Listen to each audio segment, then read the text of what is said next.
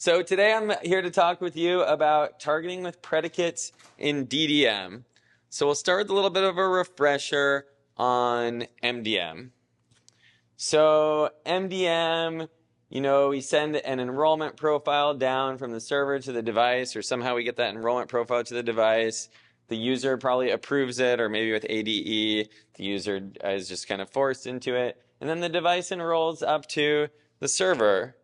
Once that happens, the server pushes these push requests through APNS, which tell the device to check in and figure out what's going on. And then the server responds to the device with commands. This might be install applications, lock, wipe, the typical MDM kind of stuff. Or it might respond with profiles, which are still actually just commands. So it's all really just kind of push notification, commands. But then when we add DDM to this, things change a bit. So here's what Apple shows us it looks like. Essentially, it's all cleaned up here. There's just these declarations, configuration, assets, activation, and monogment. This is really from the Apple docs. So we'll talk more about monogment later. And then there's also the status channel that's been added where the server and the device kind of communicate, and the device sends back up status items. And all of this is kind of built to simplify the way that management is done and reduce the amount of network traffic and activity that the server has to handle. And the enrollment is pretty much the same. So enrollment profile, device enrolls. But then the command that gets sent down from the server is this declarative management command. And once we do that, we go back to that really simple model that we just showed where the server just pushes down all that stuff, right? Well, sort of, but actually we still have APNS pushes and the device checks in and then the server replies back with these different declarations, but then there's also the status channel, and that's kind of bidirectional and stuff. So it's not actually really quite that simple. We've got different kinds of declarations. We've got activation declarations that use the data coming from management declarations to decide which configurations get applied to the device, and the configurations reference assets. So there's actually lots of layers of stuff going on in here, but it is very powerful. And as well, I'll point out that these configuration declarations can still be profiles. There's this legacy profile configuration declaration, and there's kind of a mechanism for these legacy profiles to be migrated to being managed through DDM. But here, within activations is where predicates are. And so that's going to kind of be the focus of this talk once we get through all of this kind of base context and understanding. So the four horsemen of declarations. We've got the management declarations, not actually monogment, presumably. This includes metadata about the server and enrollments. For example, the management organization information declaration. We've got configurations. Those are configuring things on the system, and that, of course, includes the legacy profiles, but also, for example, configures accounts, certificates, that kind of thing, software updates. We've got activations, which specify a set of configurations to install and can optionally include predicates. And again, that's kind of what we're going to focus on. And there's only one kind of activation declaration as of today, and that is activation simple. And then we've got asset declarations, which kind of provide data references that can be referenced in configurations. And for example, that might be a certificate that would be installed in a configuration declaration, or that might be SCEP or ACME credentials that would be used for negotiating a certificate. And what do those declarations look like? How do we see them? So a lot of us are probably familiar with this here in system settings, looking at our profiles, including our device enrollment. And this is a device that does, in fact, actually have a declaration, a configuration declaration applied to it. Where is it? It's not here under the profiles. Actually, you have to click in and then scroll to the bottom, and then you can see the device declarations. And for example, there's a profile installed here. So don't be surprised if your profiles kind of seem like they aren't there. Actually, you just have to click a couple more times and scroll. And yes, down there. And then what are these activation declarations? So they allow us to target configurations. The activations will specify configuration declarations by identifiers. Optionally, they can specify a predicate, which is used to determine whether that activation applies to the device it's on. And then all the devices that get this activation declaration and that pass the predicate if it's there will apply the specified configurations. And here's what that looks like. So it's going to be, and this is a common form for declarations in DDM. It's going to be a com.apple.activation.simple, and it's going to include the references to the configurations to apply by their identifiers. And so note, in this case, there's no predicate applied, so any device that gets this activation declaration is going to apply both com.example.profile1 and com.example.profile2. But we can also add predicates to that, and here's the predicate down here. And this is not a super interesting predicate because 1 equals 0 always evaluates to false. And this means that com.example.profile is never going to be applied to the devices here. So this is effectively a useless activation. But it's useful in this case for us to learn to understand what's actually going on here with DDM and activations and predicates. So here's what it looks like when the device responds to this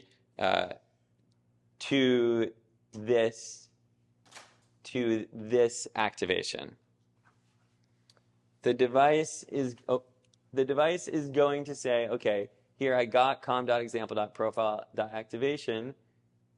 It is valid, but it is not active, false. And then it gives us a reason. The predicate evaluated to false. The predicate being 1 equals 0. Obviously, that's going to happen.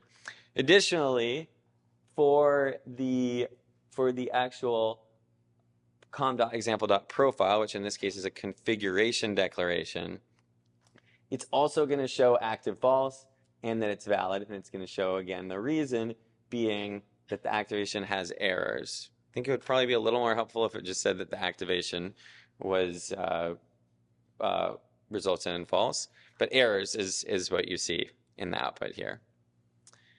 And so let's look more at what these predicates can be.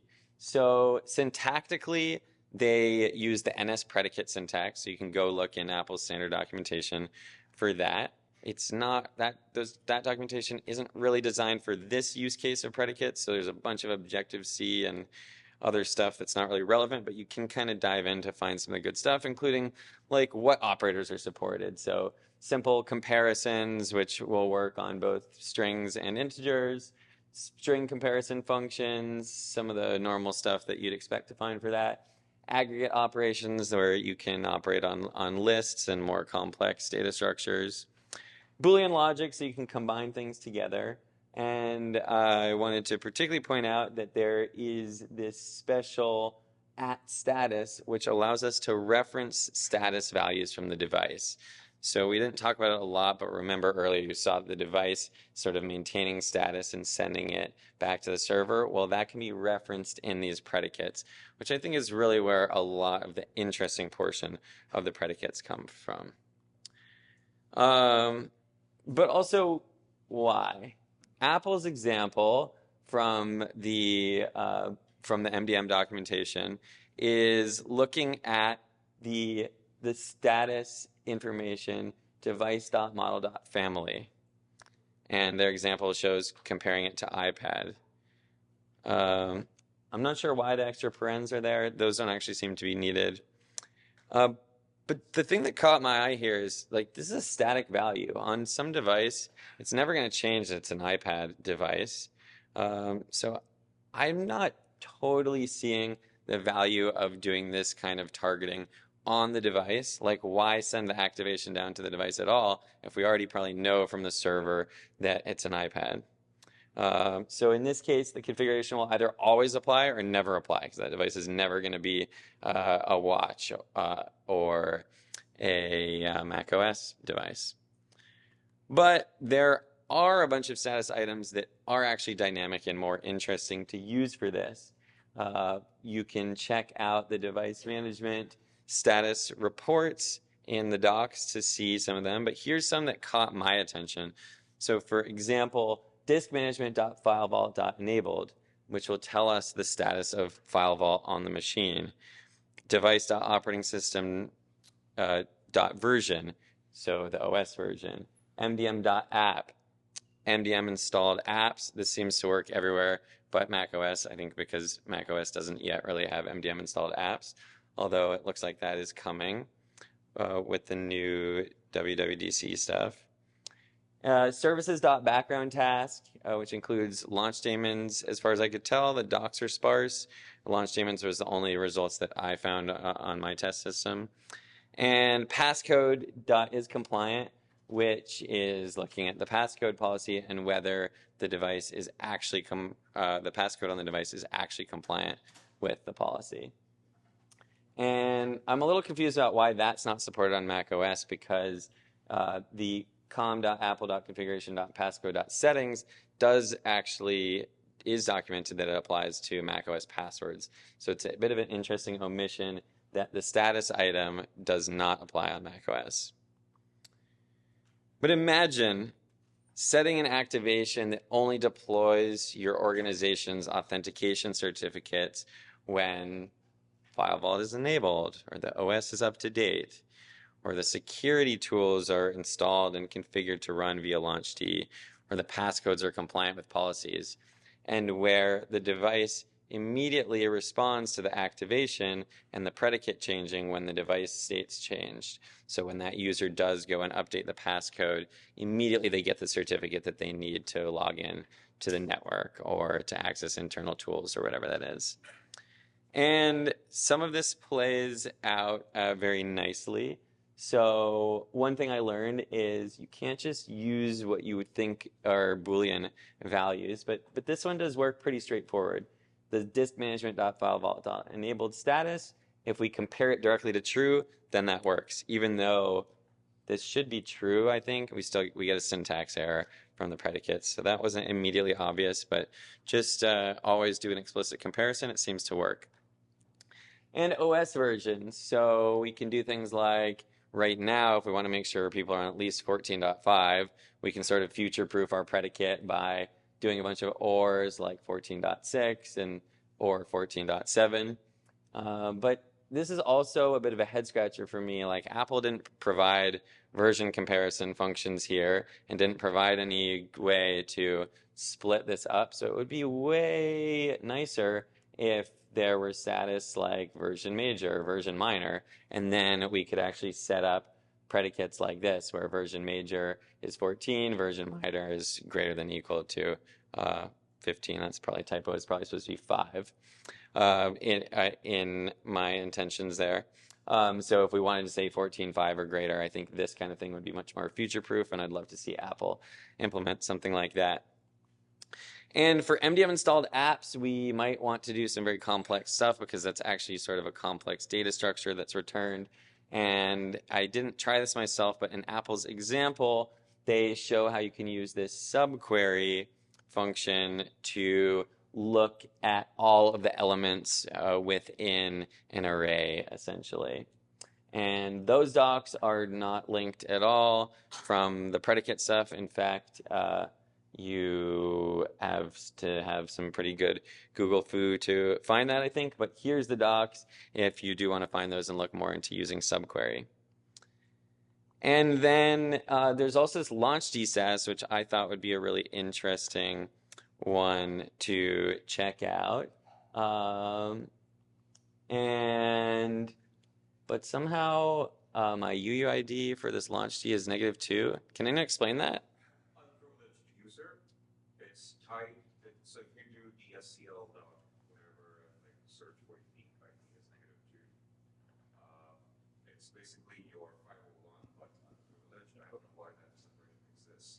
Hello, Charvel. Okay, so Charvel says, I'll repeat that. Charvel says that -2 is actually an special unprivileged user. This seems really surprising to me, though, because actually this is running as root, this launch D. So I'm not sure if this is just a bug here or what. Or you expose this as well in the users table with the UID signed. So. Okay, so this may or may not be expected values. All the launch Ds that I saw that I would expect to be running as root on my system had this UID -2. And also this checksum, which is documented to be a checksum of all the launch D configurations, which you might use to validate that the launch D is still listed appropriately, was just empty on 14.5. So totally unclear. And for me, this was the WAT moment of this whole thing. I'm not sure if this is just like not QA'd, misunderstanding, improperly documented, but it doesn't really seem quite ready for prime time. There's just a couple more minutes left, so I'm going to look at properties, which are a way that you can provide data from the server to be used in these predicates. And note that property declarations, unlike configuration declarations, do not need an activation. And there was approximately, and I think literally zero documentation on this com.apple.management properties on all of apple.com if I know how to Google, which maybe I don't. This was the closest I could find. Apparently there's an object management properties somewhere in there. But thank you, Jesse, for documenting this.